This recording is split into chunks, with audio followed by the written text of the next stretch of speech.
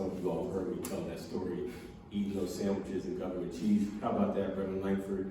You know, we didn't have a whole lot, but we had that cheese, and when we cut the cheese, the slice on the sandwich was about this thick. But it was something, and it helped my family overcome poverty, just like education does. And so this is an initiative that is focused on career pathways and education, but is also focused on helping any young person who needs an opportunity. And so we are focused on schools, but we're also focused on those who may not be in school to have an opportunity. This city has a very great tradition around workforce development for young folks.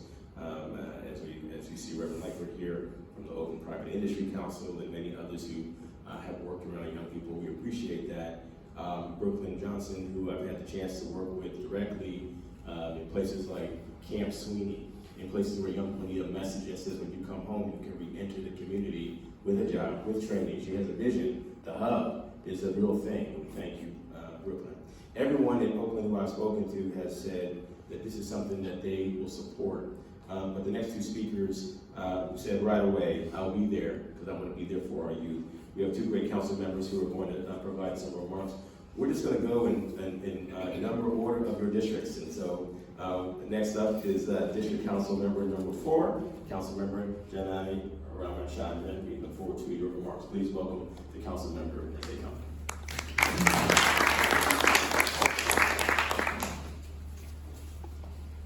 Good morning, everyone. My name is Janani Ramachandran, and I'm the Oakland City Council member representing District 4. It's an honor to be here today at the launch of an incredibly innovative new program. I'm super grateful for the efforts of our State Superintendent for not just stating on record that this is something we aspire to do, but to also identify funding partners to actually make this happen.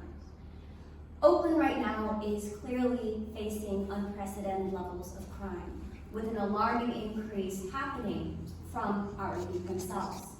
Oakland is also experiencing an unprecedented level of youth homelessness, of people being displaced from their own communities. And when we want to tackle issues like violence prevention, like economic development, like housing security, we need to do so much better than just minimum wage jobs. $15.97 an hour, which is the minimum wage in Oakland right now, isn't going to get you a one-bedroom apartment, isn't even going to get you half a studio.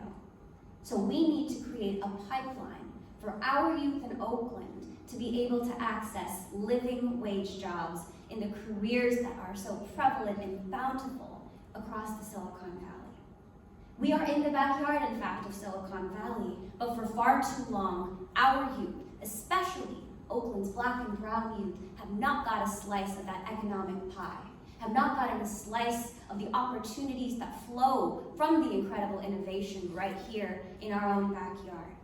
So it's time that we make sure our young people, who are just as resilient, just as smart and innovative and tech savvy as their counterparts in some of our more resource neighboring cities, it's time that our youth get those same opportunities for a pathway towards STEAM careers to benefit themselves, upward mobility for their families, their entire communities, but really innovation that's going to benefit every single one of us in the broader society. So thank you so much, State Superintendent Tony Thurmond, for your efforts, to all of the funding partners involved in this, and I can't wait to see this program grow. Thank you.